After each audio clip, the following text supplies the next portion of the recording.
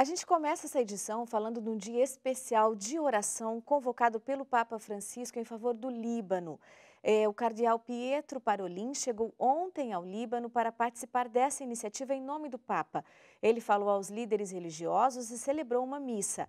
A Jéssica Marçal, do nosso Web Jornalismo, traz informações para a gente. Bom dia, Jéssica. Bom dia, Delita. Bom dia a todos. O cardeal Parolin no Líbano, para esse dia de oração e jejum, está expressando a proximidade e solidariedade do Papa Francisco a todo o povo libanês. Ontem, diante de líderes religiosos na Catedral Maronita de São Jorge, na capital Beirute, ele recordou as palavras do Papa Francisco de que o Líbano não está sozinho, de que o Líbano precisa do mundo, mas também o mundo precisa do exemplo de pluralismo que é o Líbano. O cardeal destacou ainda os exemplos de solidariedade por toda a Beirute, gestos que fortalecem a esperança de futuro. Ele também presidiu a missa no Santuário de Harissa e, na homilia, destacou que os libaneses vão reconstruir o país, que eles podem estar sobrecarregados e frustrados, mas não estão sozinhos. No ano passado, foram várias tragédias no Líbano, além de crise econômica, social e política. Agora tem também a pandemia, que agravou a situação, e a explosão no porto de Beirute, que completa um mês exatamente hoje. Foram 220 mortos, 6.000 feridos e 300.000 deslocados. E para esse dia de oração, tem também hoje uma mensagem do Papa Francisco no Twitter. O Papa escreveu, abre aspas, ofereçamos nossas orações por todo o Líbano e por Beirute. Estamos próximos também com um compromisso concreto da caridade. Outros destaques vocês conferem no nosso site, noticias.cançãonova.com. Volto com você, Adelita. E agora a gente muda de assunto. O Tribunal Superior do Trabalho determinou que os funcionários dos Correios mantenham 70% do efetivo. Além disso, os empregados não poderão impedir o livre trânsito de pessoas e cargas postais. A greve começou no dia 17 de agosto. E a gente conversa agora ao vivo com o professor Ageu Camargo. Ele vai explicar para a gente quais são os direitos do consumidor em relação ao atraso das entregas dos Correios. Bom dia, professora Ageu, seja bem-vindo ao Canção Nova Notícias. Professor, com o isolamento provocado pela pandemia, muita gente tem comprado pela internet e precisa do serviço dos Correios para essa entrega. Diante de atraso, o que o consumidor pode fazer? Bom dia, muito obrigado pelo convite, é um prazer falar na TV Canção Nova. Realmente, muitos consumidores têm escolhido aí, na pandemia, comprar produtos pela internet. No primeiro momento, a gente deve registrar que o consumidor tem direito de receber os produtos no momento, ou melhor, no prazo assinalado pelo site, no prazo assinalado no momento da compra. Então, o consumidor deve acompanhar o SAC, né, o Serviço de Atendimento ao Cliente, indagando o fornecedor se ele vai cumprir o prazo ou se ele vai apresentar meios alternativos na entrega. Se a pessoa não receber a encomenda, o que ela deve fazer? Existe uma medida, uma solução rápida? O consumidor pode pedir o dinheiro de volta? Sim, hoje existe um site do Ministério da Justiça, que é o www.gov, ou melhor, consumidor.gov.br. O consumidor ele pode realizar a sua reclamação junto a esse site. O fornecedor será instado a se manifestar em alguns dias e ali é uma ferramenta rápida. Tá ruim demais aqui. Entretanto, é sempre importante ressaltar que o consumidor tem direito, né, conforme o Código de Defesa do Consumidor, em pedir a restituição dos valores pagos e cancelar a compra caso eles não cumpram o prazo assinalado no momento da compra do produto. Que dicas o senhor dá para quem precisa fazer compras, né, e depende dessas entregas? A grande dica é procurar fornecedores que oferecem meios alternativos de entrega, como empresas privadas, empresas de motoboy. Entretanto, caso não haja, né, caso o fornecedor não ofereça e o único meio de compra seja a entrega pelos correios, é para que o consumidor então indague se realmente o fornecedor entregará no prazo. Muito obrigada, professor, por suas informações. É importante, né, que o consumidor fique atento aos seus direitos. Muito obrigada. E agora a gente vai ao vivo lá para a Catedral Nossa Senhora do Líbano, aqui no bairro da Liberdade, em São Paulo, porque daqui a pouco vai acontecer lá um ato interreligioso, a pedido do Papa Francisco, né? E quem está lá é a nossa repórter Danusa Rego. Bom dia, Danusa. O que você destaca, então, para esse dia? Exatamente, Adelita. Bom dia para você, bom dia para todo mundo que acompanha o Canção Nova Notícias, edição da manhã. E esse ato interreligioso é uma resposta ao pedido de oração que o Papa Francisco fez durante a catequese desta quarta-feira. O Santo Padre fez um apelo para que essa sexta-feira fosse de jejum e oração por toda a situação no Líbano, que nós já sabemos que é delicada e foi agravada por essa recente explosão que aconteceu em Beirute. Eu estou aqui com o Dom Edgar Nadi, ele que é eparca da Igreja Maronita no Brasil.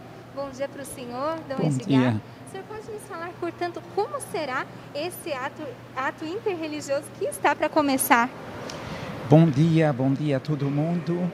Nosso ato religioso é uma resposta do Papa Francisco, que ele está pedindo para todo o mundo de oração e jejum. Por isso, nossa catedral está organizando hoje esse ato ecumênico interreligioso que vai ter 10 confissões e religiões presentes nesse ato de hoje. Por isso, nós acreditamos na oração, a intervenção humana é muito importante, mas também a intervenção divina é mais importante ainda, para mostrar também que o Líbano, um país de convivência, temos 18 confissões no Líbano, agora vai ter presente 10 aqui nessas celebrações, para poder mostrar como o Santo Padre João Paulo II dizia sempre que o Líbano é mais que um país, Líbano é uma missão para Ocidente e Oriente. E nós sabemos, Dom Edgar, que toda a comunidade internacional se comoveu, né, diante de tudo isso que nós vimos, e de modo particular a comunidade libanesa que vive aqui no Brasil, não é mesmo? O que o senhor também poderia nos dizer com relação a isso? A explosão que foi dia 4 de agosto é classificada a quarta explosão maior no mundo. Por isso não era uma coisa pequena, por isso o mundo começou a se movimentar. E a comunidade libanesa, claro, também aqui em São Paulo e no Brasil inteiro, eles estão juntando ajuda, juntando o que eles podem para poder reconstruir o Líbano. Por isso, não é só de pedra, mas também de suporte para a comunidade libanesa que vive no Líbano. O desafio hoje no Líbano é deixar os libaneses morarem no Líbano, não emigrarem do Líbano. Por isso, os jovens hoje é um desafio dar para eles também essa esperança desse país que vai ficar melhor, como o Papa dizia ontem, o Líbano vai ser de novo um paraíso.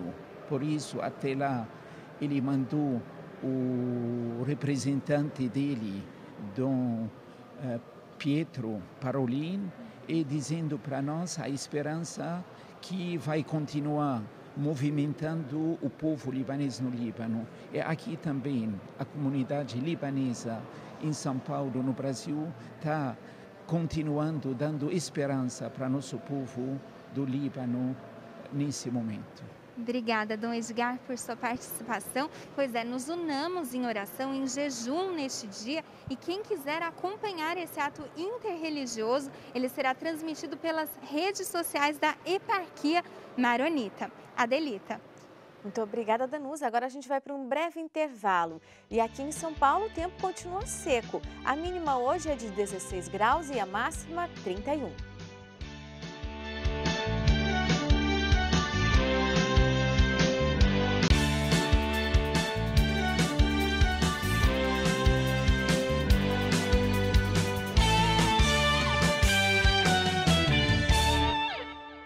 Eleições no Japão e volta às aulas na França estão entre os destaques do noticiário internacional desta sexta-feira.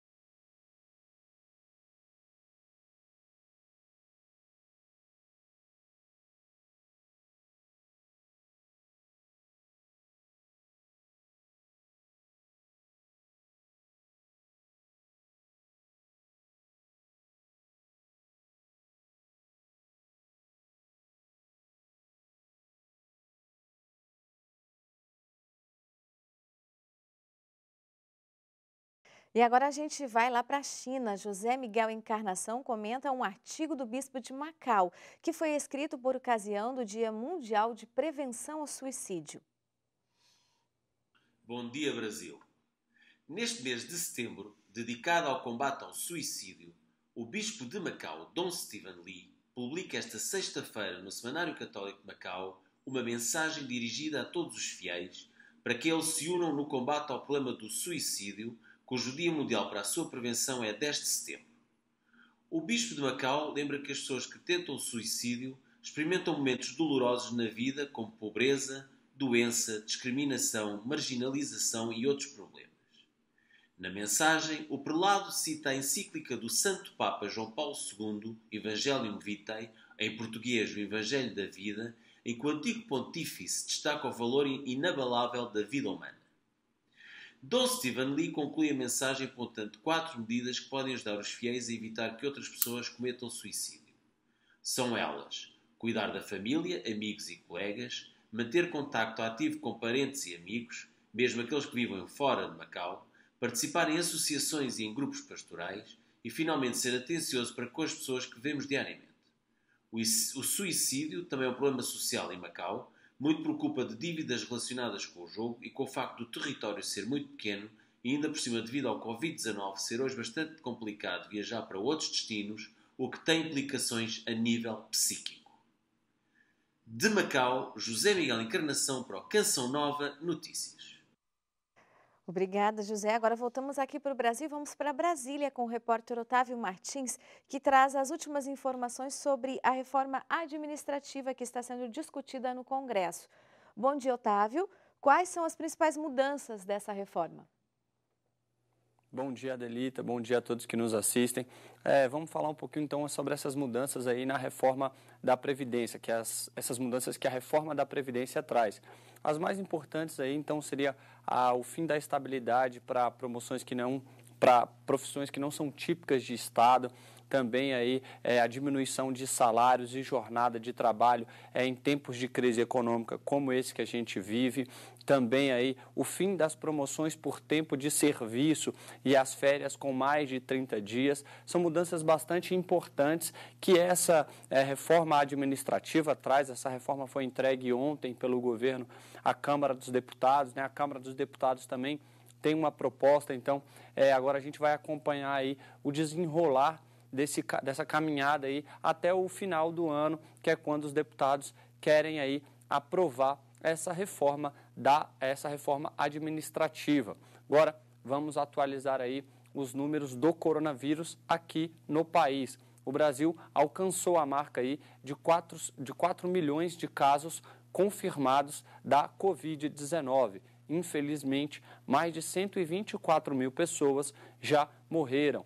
Os casos aí curados do coronavírus, as pessoas que conseguiram se recuperar do coronavírus, também já passam aí de 3 milhões e 200 mil pessoas que conseguiram vencer o coronavírus. E uma última notícia aí, atualizando agora o pagamento o pagamento do auxílio emergencial. Recebem os nascidos em setembro. Recebem os nascidos em setembro o dinheiro do auxílio emergencial. Lembrando também que o auxílio emergencial, os próximos pagamentos, para quem já recebeu a quinta parcela de R$ 600, será diminuído, vai receber aí a metade, R$ 300. Muito obrigada, Otávio, por suas informações. Agora a gente vai falar sobre o tempo. O ar frio de origem polar se espalha sobre o Rio Grande do Sul e Santa Catarina e deixa as temperaturas baixas nesses dois estados. Mas uma massa de ar quente e seco que predomina sobre o restante do país deixa a temperatura alta. Confira agora a previsão do tempo para este fim de semana. No sul, chuva para Santa Catarina em todos os dias do final de semana. No sábado, chove também no Rio Grande do Sul e o sol predomina nas demais áreas. Uma massa de ar seco predomina sobre o sudeste nesta sexta-feira. Não chove e o sol brilha forte sobre a região. No sábado e domingo, nada muda. O ar seco ainda continua sobre o centro-oeste. No sábado e domingo, a previsão se repete e a umidade relativa do ar chega em níveis críticos nas horas mais quentes do dia. Sol forte sobre todo o norte do país. Em Roraima, no Acre e no Amazonas, ocorrem pancadas de chuva entre a tarde e a noite. Nas demais áreas da região, não chove e o ar fica muito seco. No final de semana, tudo igual. No Nordeste, em Salvador, a previsão é de muitas nuvens, chuva em alguns momentos do dia e poucas aberturas de sol. Do litoral da Bahia ao Rio Grande do Norte, chove rápido. No sábado, a previsão é de sol forte, ar seco e nenhuma chuva. No domingo, a mesma coisa. Vamos para mais um intervalo e a seguir uma programação especial para a festa de Nossa Senhora do Caravaggio.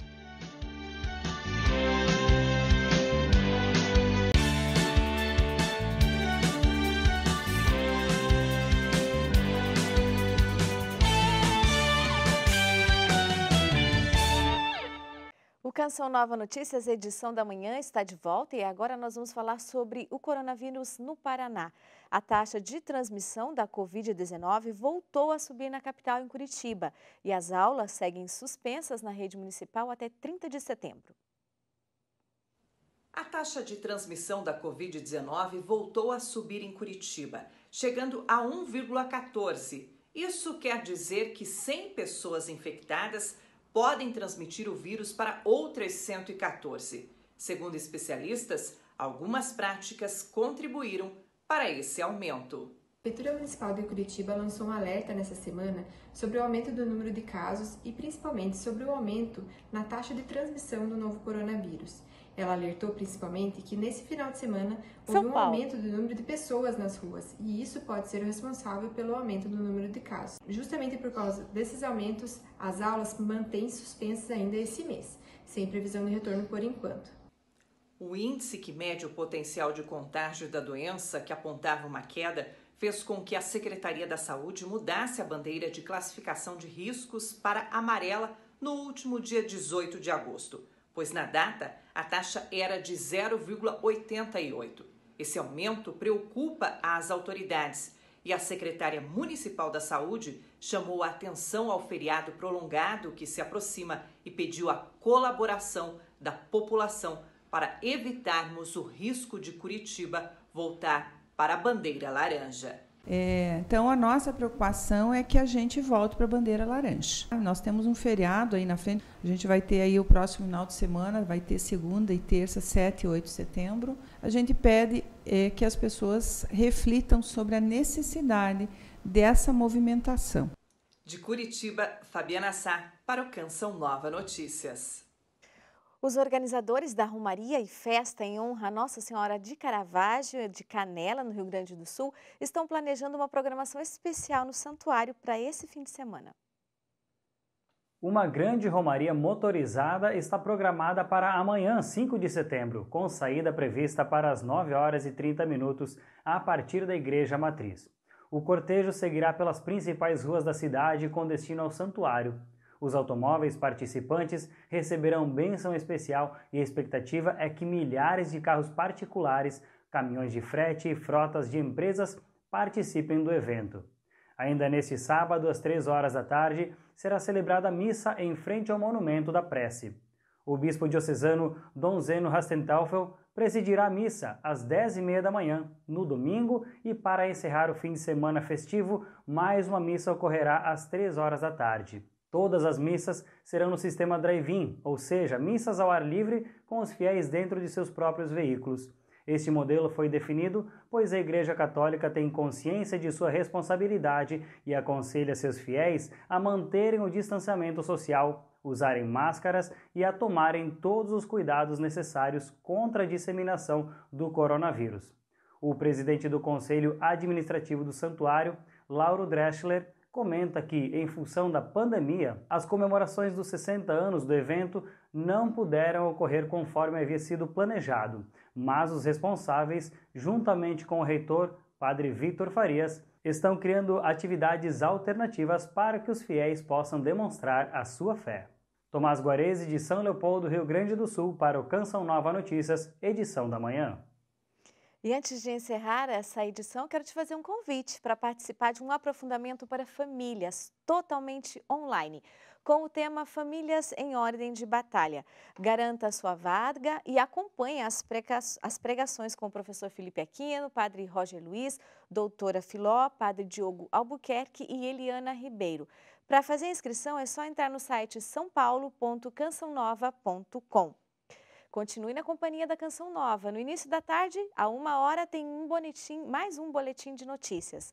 Você fica agora com o programa Cantinho da Criança. Um ótimo fim de semana a todos.